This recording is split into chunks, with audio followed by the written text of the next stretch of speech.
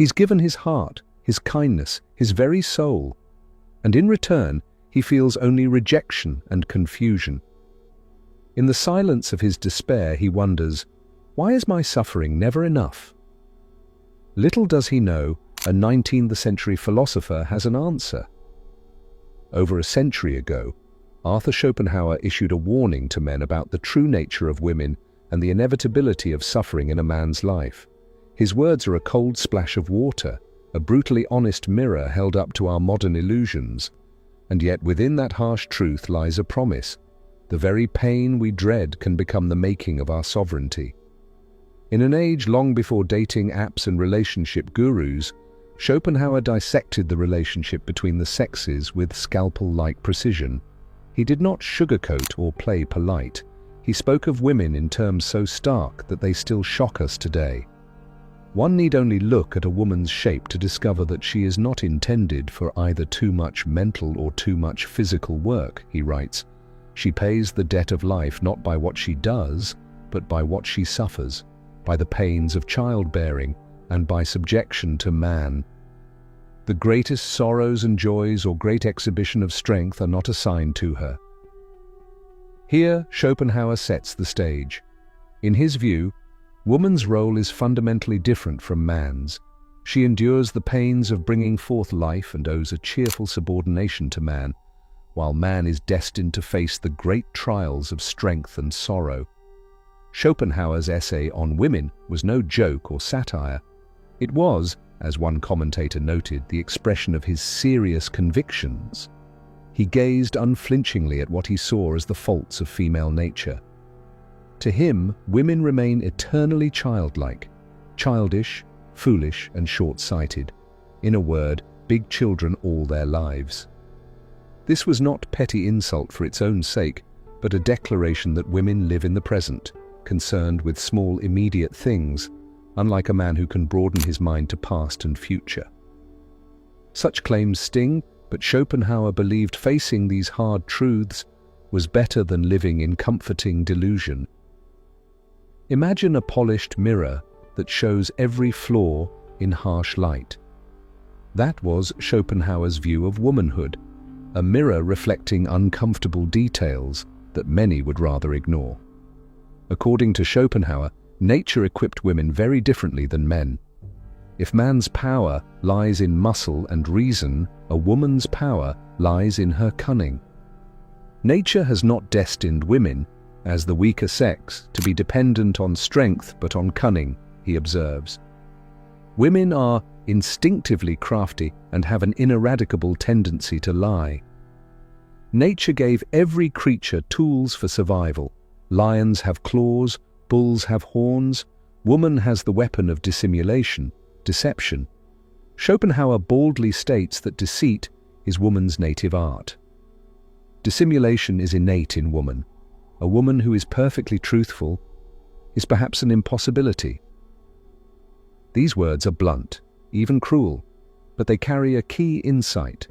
Women, in his view, do not rely on open strength, so they survive and thrive by subtler means. Think about it. If a woman lacks physical force to impose her will, how else can she influence the world? Through influence over men.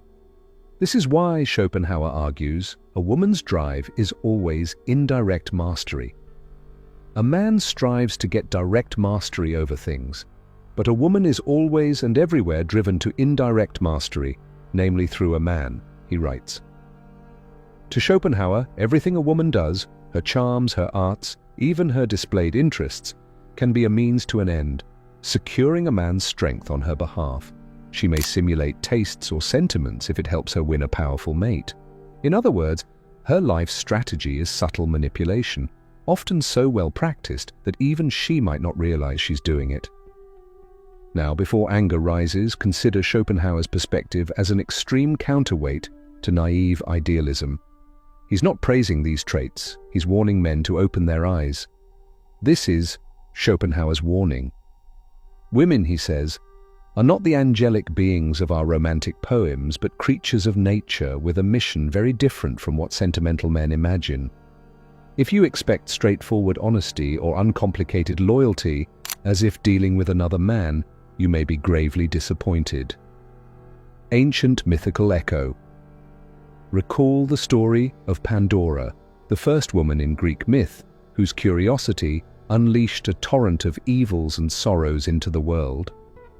In mythic terms, woman was the bringer of hardship, leaving only hope inside Pandora's box. Schopenhauer might smirk at this myth, noting how it symbolically links womanhood with the introduction of suffering. He doesn't tell us to hate Pandora for opening the box. Rather, he'd say, recognize that nature designed the drama this way. Women's very being can invite challenges that spur suffering, but within that suffering lies hope and growth for those strong enough to endure it. One of Schopenhauer's most vivid observations is how nature uses woman's beauty to ensnare men. He describes young women as bait in the grand scheme of life. Nature has had in view a striking effect, he says. For a few short years in youth, women are endowed with a richness of beauty and fullness of charm so powerful that a man's fantasy is ensnared. In those enchanted moments, he will rush into taking the honorable care of her for a lifetime, a step which would not seem sufficiently justified if he only considered the matter. In plainer terms, desire blinds him. A man overcome by a woman's youthful charm leaps into commitment, marriage, provision, promising her his life, a promise his cooler head might not have made if he weren't under nature's spell. Schopenhauer drives the point home with a cold biological analogy.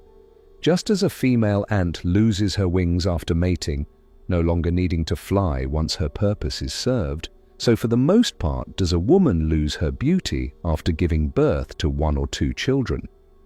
The beauty was there just long enough to accomplish nature's goal, the securing of a male's support and the propagation of the species, and then it fades when it is superfluous. This sounds terribly cynical, love itself reduced to nature's trick, beauty as a temporary mirage. But again, Schopenhauer bids us to see the reality behind the romance. He would say to the heartbroken man, "Did you really think her youthful grace was eternal and just for you? No. It was a stratagem of nature, indifferent to your personal plight."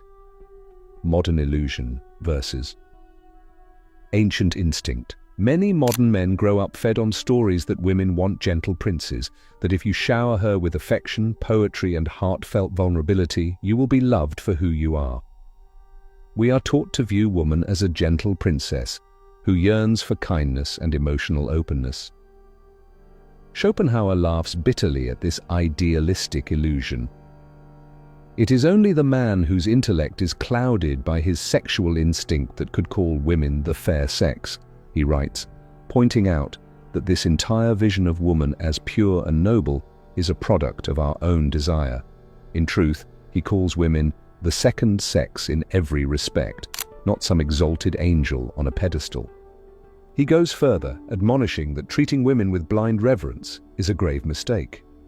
To treat women with extreme reverence is ridiculous and lowers us in their own eyes, Schopenhauer warns. This is a slap in the face of the nice guy approach. The more a man grovels or puts a woman on a lofty pedestal, the less she respects him. Indeed, Schopenhauer observed in his society that all the chivalrous gallantry and absurd veneration only served to make women arrogant and imperious, like spoiled creatures who think they can do anything and everything they please. We recognize this scenario even now. When a man bends over backwards to please, he often earns contempt, not love. How many men have lamented, "I did everything for her, and she just walked all over me"? Schopenhauer's bleak answer: because you forgot that strength commands respect, not supplication. You tried to win her by making yourself small or by granting her every wish. In doing so, you fell from your own dignity. Let's shatter a few common illusions that many men hold illusions Schopenhauer would eagerly dismantle. If I'm always kind and available, she will love me. Schopenhauer would counter that excessive devotion breeds contempt. A woman's instinct doesn't value a man she can completely command. It values a man who stands firm.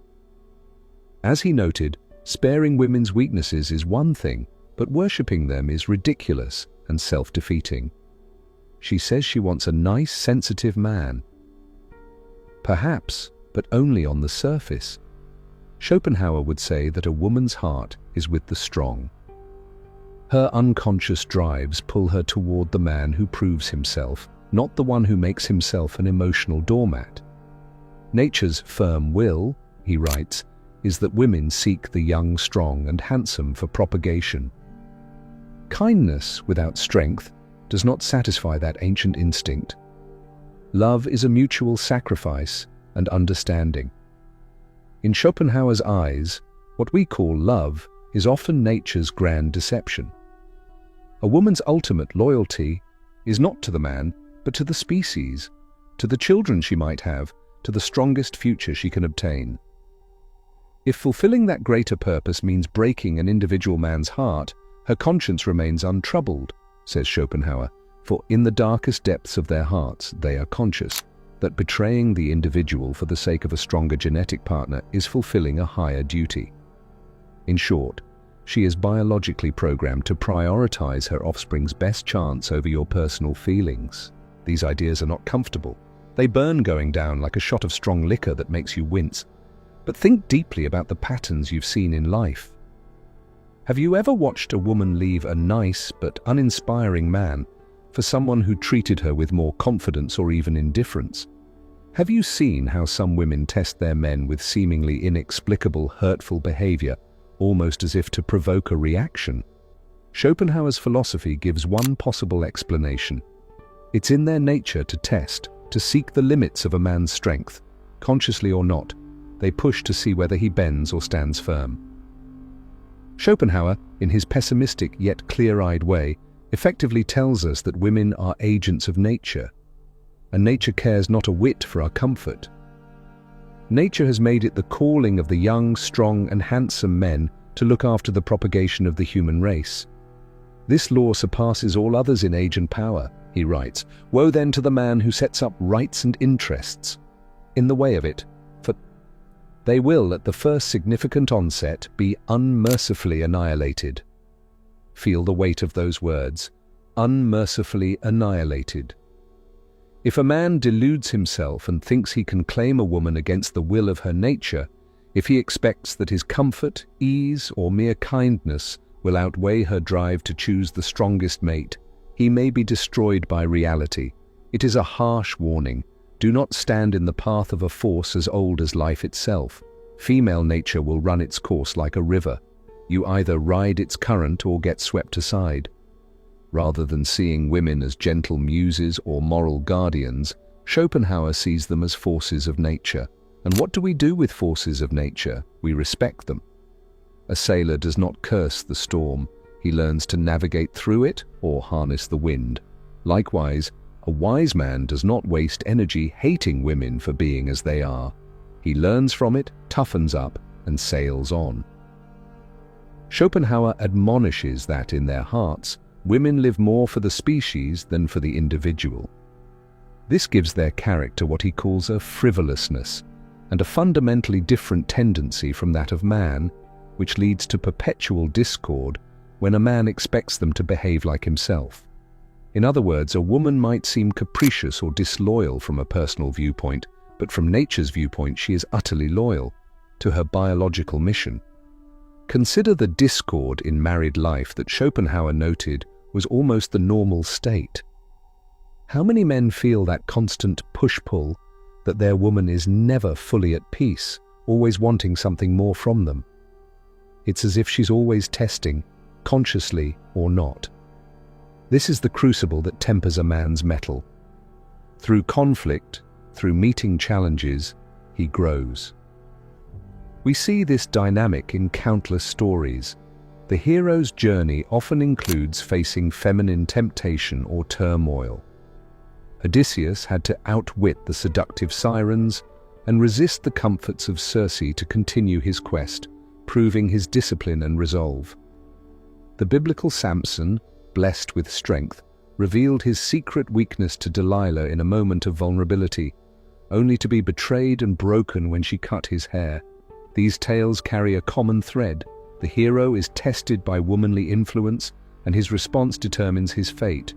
Will he succumb to weakness, or will he emerge stronger and wiser?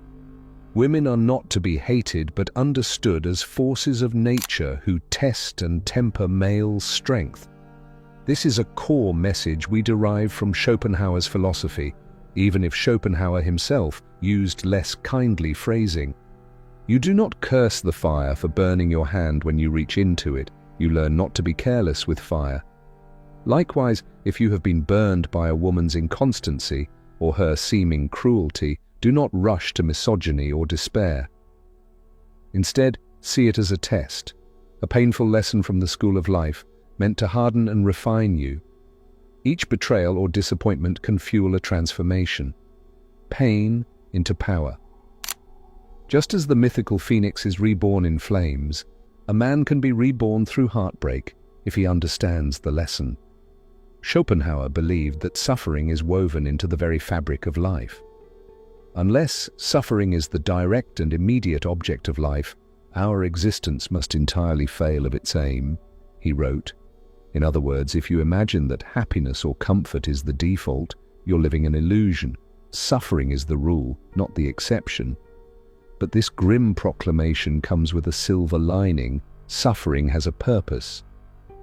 Misfortune has its uses, Schopenhauer tells us. If life were too easy, if we were relieved of all need, hardship and adversity, if everything we took in hand were successful, men would become insufferably arrogant and foolish, even mad. A certain amount of hardship is necessary for every man at all times. A ship without ballast is unstable and will not go straight, he warns. Think about that. Your struggles are your ballast, keeping you upright and directed. Without challenges to ground you, you'd drift aimlessly or capsize under your own hubris. Nowhere is this more evident than in the arena of love and desire.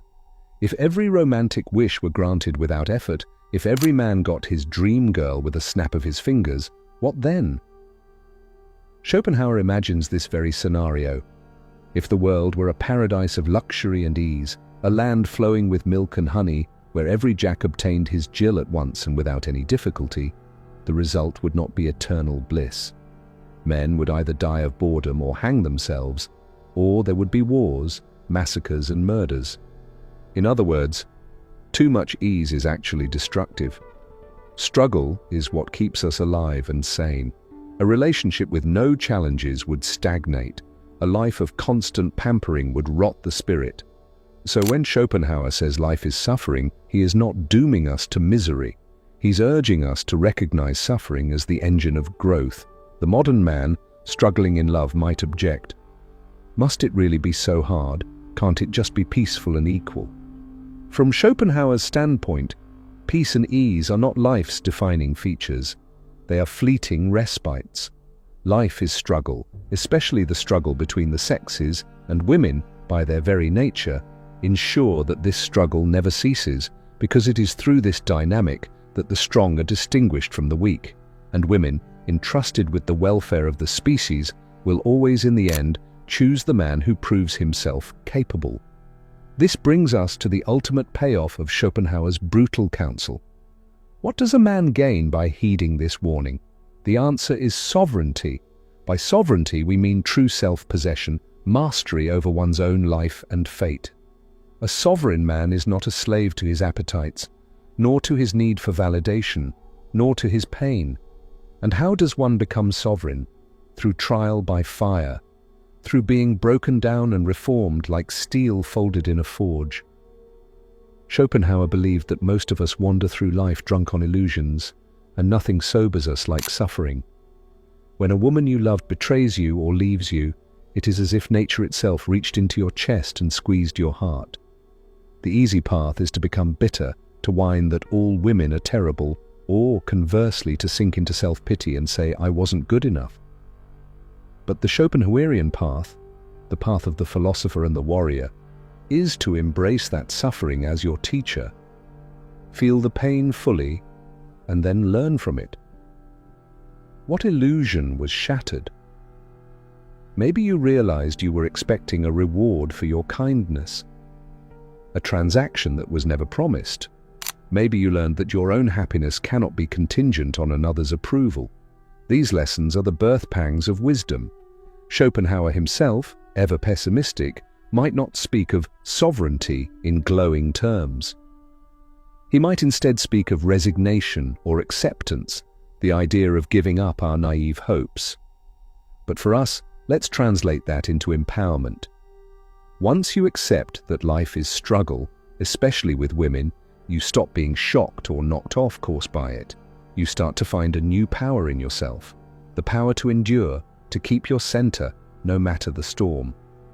Remember, a ship without ballast is unstable. Well, now you have ballast.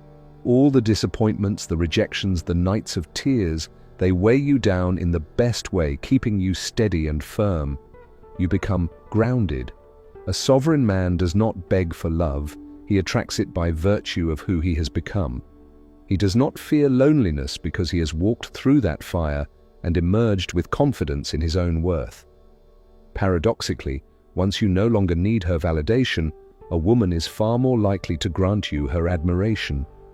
Why? Because you now embody that strength and dignity that her instinct truly respects. Schopenhauer noted long ago that to show extreme deference and reverence lowers you in a woman's eyes.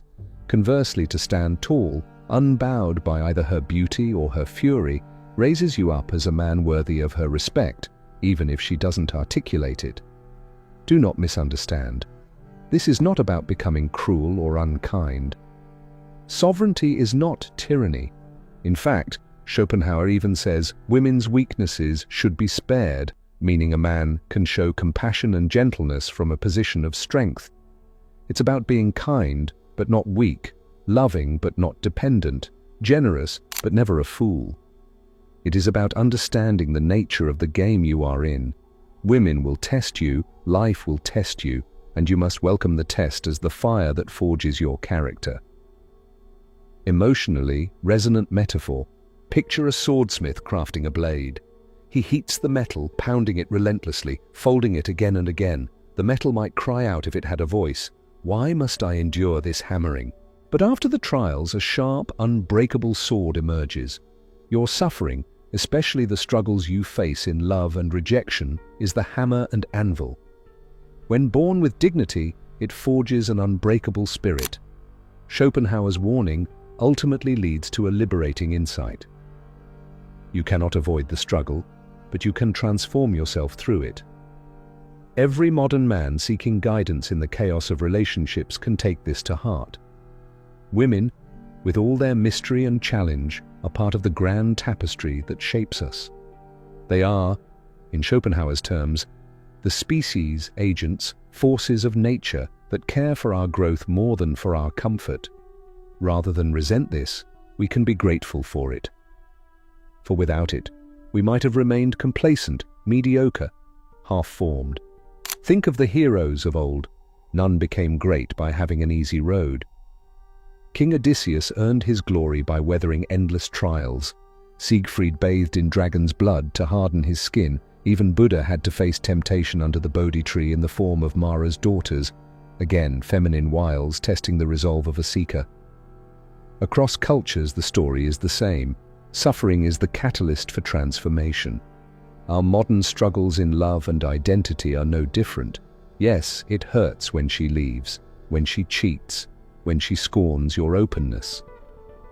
But as Schopenhauer might say, that hurt is not an anomaly.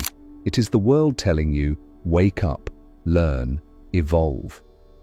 In practical terms, taking Schopenhauer's advice means stop chasing validation. Accept that respect is won, not begged for. Embrace that your pain right now is necessary. It is teaching you to rely on yourself, to build strength and skills, to cultivate a purpose in life that isn't solely about winning a woman's affection. Ironically, when your life gains that purpose and strength, women's affection tends to follow naturally. They thrill to a man who has been through the crucible and come out the other side, a man who carries scars with pride instead of self-pity.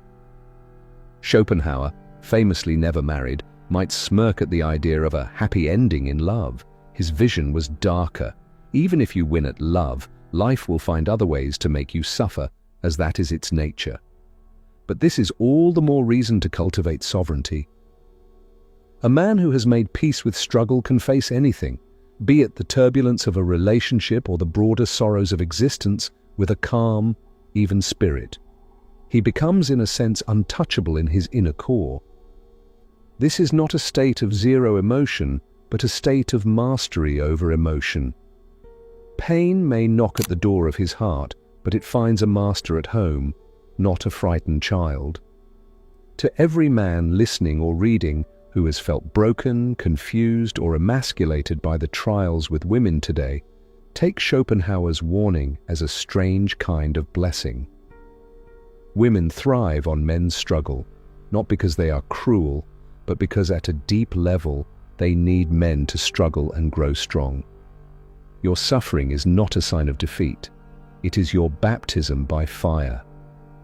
When you persevere, when you refuse to surrender your dignity, when you take responsibility for your own happiness and fate, you emerge as a sovereign individual.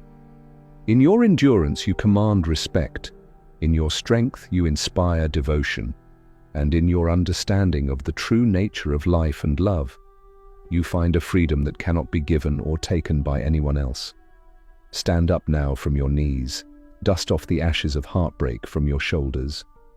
Face the world anew with dry eyes and a gaze of steel.